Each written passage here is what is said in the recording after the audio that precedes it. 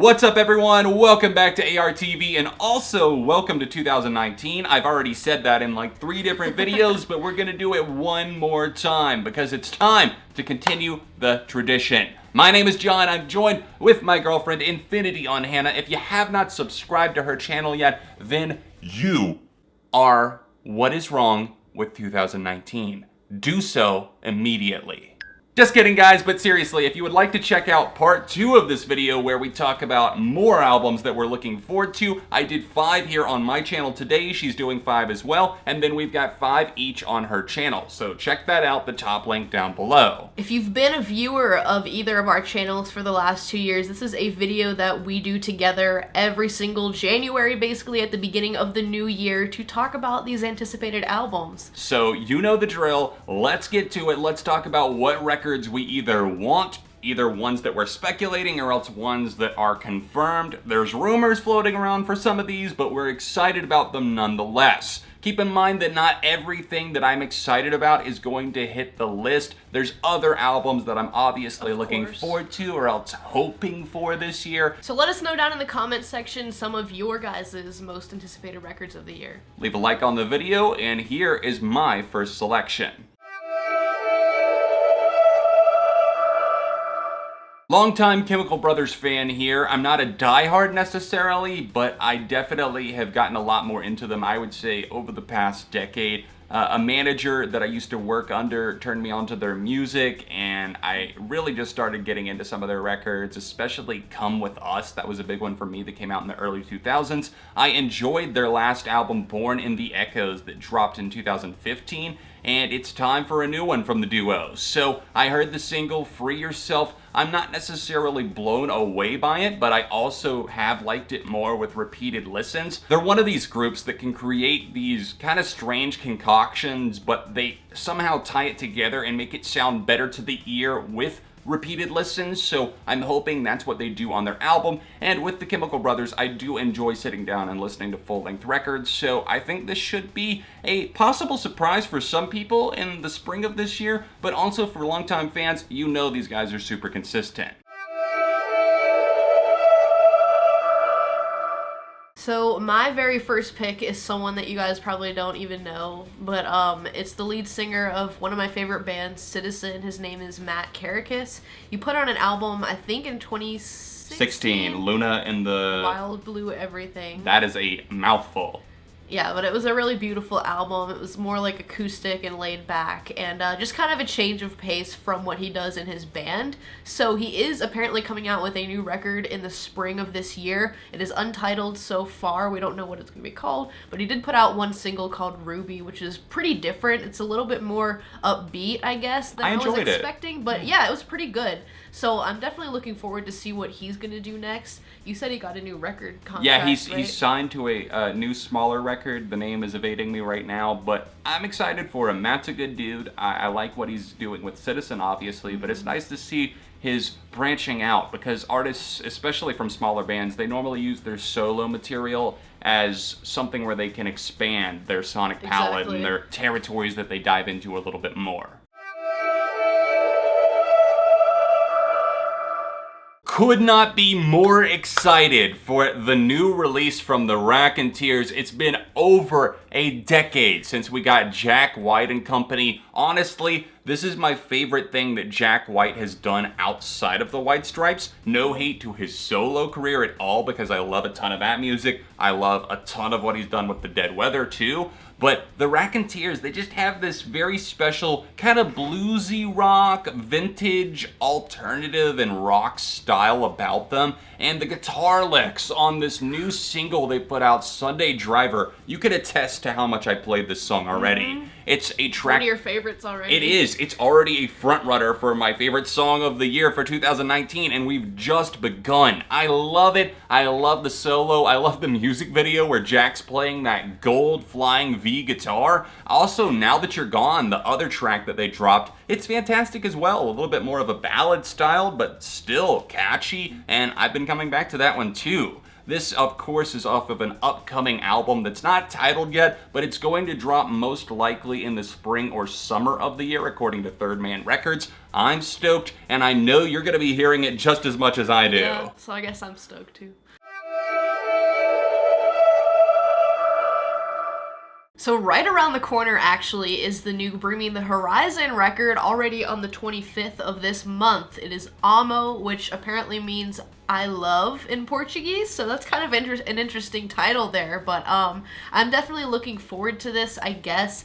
I'm not really sure what to expect, but based on the first 3 singles, it seems like it could be, well, I don't It's kind of a continuation, I would say. I've heard 2 of the songs, and yeah. I think it's definitely a companion piece to That's the Spirit, it seems like, thematically. Some of it, at least, because the 3rd single was a little different. I think that these guys, they have something at their musical core that intrigues me, even if it's not always the most nuanced thing. Sure. I am a sucker for the band's style, and I don't know if that will change with the new record. I think it'll continue. This could be the quickest turnaround that we've seen for a new Red Hot Chili Peppers album since By the Way to Californication, which was a 3-year gap between 99 and 02. This new album that is obviously not titled yet is due out probably by the fall. The Red Hot Chili Peppers entered the studio, I believe, in October or November of 2018.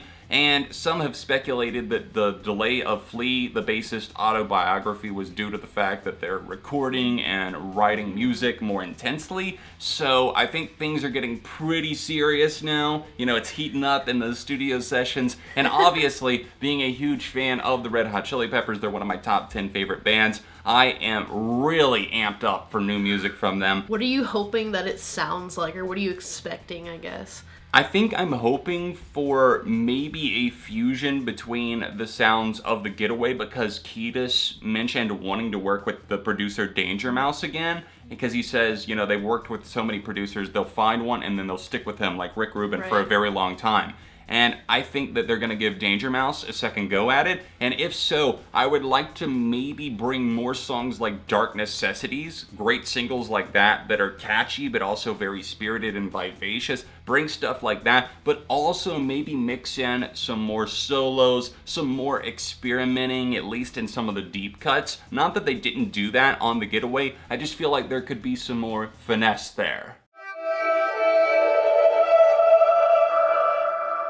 This next one for me is a band that we both like fell in love with when they put out like 4 or 5 singles. 4 singles last year, I believe, and it's Wallows. This is the band of Netflix star Dylan Minnette, if you've watched 13 Reasons Why. But he has a really great band. I love their sound. It's kind of like alternative indie-ish. Yeah, I would say alternative indie is definitely the perfect tag for them. It definitely has, most of their music, I would say, definitely has kind of a carefree vibe. It's just very flowy. And like I said, we really loved the first couple of singles they put out, and then they put out an EP this past year. Ooh, we don't talk about the EP. We don't talk about the EP. Pulling Leaves Off of Trees, Uncomfortable, Pleaser, Suntan. All Where were fantastic. any of those songs? All 4 of those were literally uncomparable to anything on the EP. Yeah. Even Pictures of Girls, which was probably the best song on there. But even that, like, I don't even listen to that ever. So I was really surprised they made that decision. I honestly think it was a mistake on their part, because they at least could have,